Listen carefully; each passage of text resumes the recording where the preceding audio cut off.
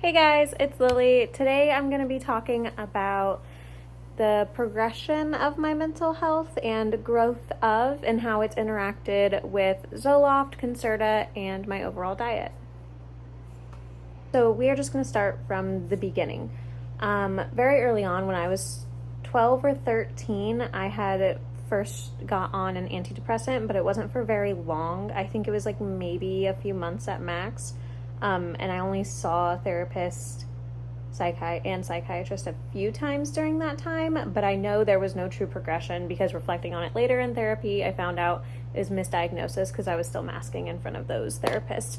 But that wasn't the point of that. The point was I was on an antidepressant for a little bit, and I felt a really quick sense of like quiet or calm in my brain, but the treatment didn't continue.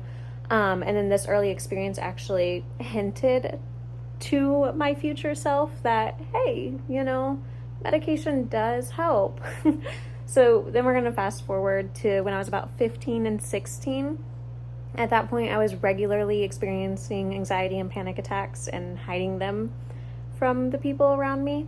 I had very few coping mechanisms and tended to internalize or channel in all of my emotions and anxiety rather than express it. And so this inward focus kind of contributed to what later became what I recognized as the feedback loop from hell. And this is kind of where anxiety and self-awareness feed into each other, amplifying the distress that you're feeling. So this feedback loop from hell is basically you say something and it comes back worse, and then you repeat that and it comes back worse.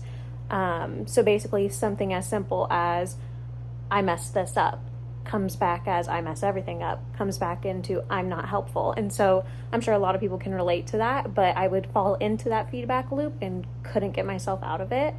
And during this time, when I was 15 to 16, I was also actively trying to eat as little as possible without getting sick. And so that would often look like restricting food intake, but then binging at family events or large friend gatherings. And so when I started talking to my now husband, because we had started dating when I was 16, 15, that same time period, he noticed that was something I did. And he helped me understand that wasn't going to lead to the results I wanted. In my brain, I was like, oh, I don't eat, I'm going to get skinny, obviously, but then binging. So he kind of explained the calories to me and helped me learn to track what I eat and kind of set a minimum amount that I had to eat, so that I wasn't starving myself. And this kind of helped begin a healthier relationship with food and exercise, because I also went to the gym with him a few times very early on, but I didn't start going consistently until a few years later. Fast forward again to when I'm about 18, 19 years old.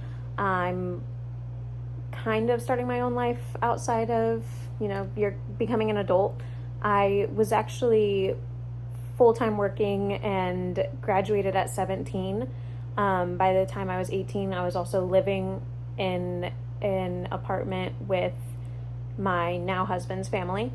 So at that point, I had a little bit more time to kind of reflect on how my anxiety was directly affecting my now adult life I had to navigate. I noticed it affecting my communication with relationships personally and professionally. So I had gone to therapy and was specifically focusing on PTSD, which then led to a general anxiety and ADD diagnosis. But that also was that same time period I started Zoloft. When I first started it, there was not a significant drop in unprompted or uncontrollable anxiety, but there was. So when I first started it, it was like you were on a half a dose for like 2 weeks, I think, and then you were on the lowest dose for like 3 months, and then if you like still didn't notice a difference, you went up, or you could just keep it there. I can't remember if I went up that early or if it was a few months later, but it worked for me. I was lucky enough that the first medication I tried worked for me. Not everybody, the first medication works for them, but Zoloft worked for me. So I was able to get to a steady dose and noticed a significant drop in my unprompted or uncontrollable anxiety.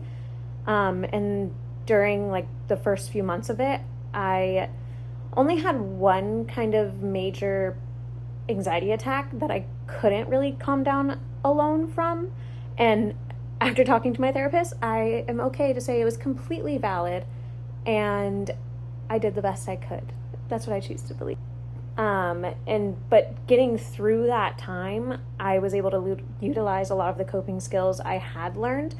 One major one that specifically worked for me was journaling. And it sounds silly and it's like, oh, just like a personal diary. Not always, because I don't want to be like, oh, this is what I did today. Sometimes I did do that. Sometimes it was like a shadow prompt, whatever Google wants to tell me my shadow prompt should be of the day. Or it was specifically, I'm having anxiety over this. Let's talk about it. Or like, I'm sure you've seen like the letters you'll never send. You write a letter to this person about an event, even though you'll never get it to them. It helps to kind of work through that process on your own.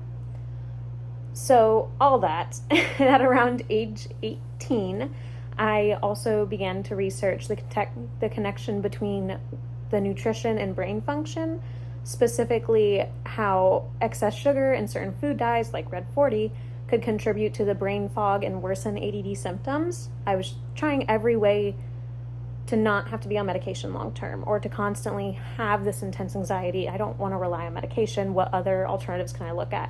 And food was a thing that kept popping up. So I began focusing on eating cleaner, so less processed foods, less pre-made snacks. And then by 19, I was eating relatively clean all around, unless it was like going out every now and then. But I still had a hard time recognizing boredom eating or true hunger. And so that was something I had to eventually learn to manage and figure out like my actual cues versus my boredom cues.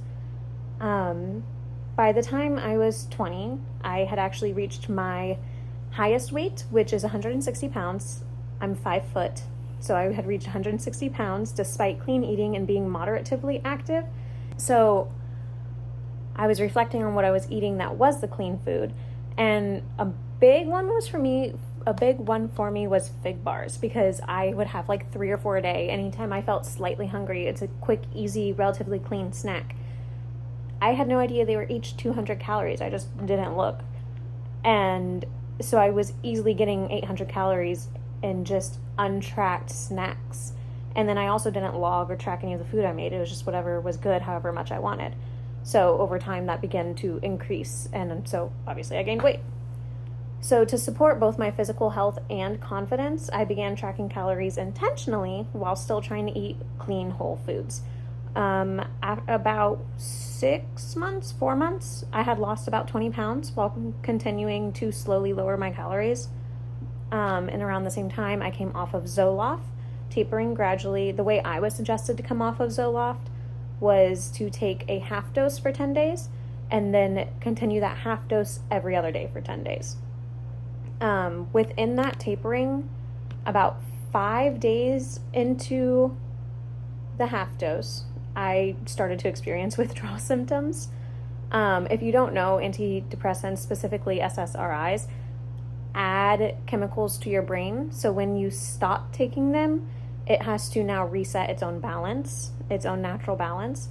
And so most people have some form of withdrawal when they've been taking them for a long enough time period for that to be the new normal.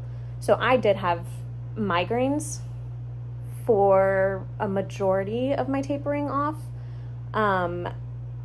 At the worst of it, 3 to 4 days of the worst of it, I also had like nausea and dizziness towards the end of the day, but for about 10 days of the 20-day tapering, I had constant migraines, and it would just get worse throughout the day, and I would wake up feeling okay, and then it would get worse throughout the day. And the only thing that worked for me would be like a dark hot shower. So there were maybe 4 or 5 days that I spent an hour in a dark shower every night. So currently, I'm able to intentionally enter anxiety-provoking situations and use the coping mechanisms I've learned to stay grounded and present in the situation. An example of this being, I had a friend who kind of runs a women's group, and they were doing an event where it was like, oh, like go on a sunrise hike, and then they were like handing out journals, and you do like a quick meditation at the top of the mountain. And I was like, this is amazing. This is something I love to do. I don't know anybody there, and I'm going by myself, and it's gonna be super weird. And so driving there, I did start to have like a lot of anxiety. I was like starting to kind of panic, and so I was like, while I was driving, I was like, it's okay. Worst case scenario, I have my dogs to talk to. Maybe it's gonna be quiet anyway because we're meditating. So I don't know. It was fine. And I think as soon as I did it, as soon as I was there and climbing the mountain, I was like, okay, I did it. I'm good now. It doesn't matter. I'm here. That's all I needed. In general, I was able to come off of medication and use the coping mechanisms I'd learned to stop the feedback loop from hell, process thoughts clearly, and I can properly communicate feelings in real time while I'm actively working through them, rather than bottling them up and having to journal it out the next day or 3 days later after trying to pretend it didn't happen. Looking back on all of this, from 16 to 21, we all know your brain goes through a lot. But I think reflecting on it now, it's just like, holy crap. That was so much. That's okay. I would never want to do that again. I think I definitely haven't had it as bad as some other people have, so I'm grateful for that. Like, my first medication worked. I was able to see 2 therapists that worked well with me. Like, I didn't have anyone that didn't work, and I'm able to utilize my coping mechanisms, and I have a good support system. But with all of that, I think I have finally come to realize that, like, eating clean, meeting my micronutrient needs, as well as being physically active, plays a key role in supporting my overall regulation of my nervous system, especially when we know anxiety is directly tied to an overstimulated nervous system. I think that my eating has also supported this kind of calm down of my body, as well as just general brain balance maturity. So I feel like all of this, my brain and body have finally caught up with clearer thinking, steadier emotions, and the confidence to self-correct when anxiety arises, as well as emotional resilience. That all kind of sounds really like stiff, really bougie, but that's okay. I don't know. That's just, it is what it is. I don't know.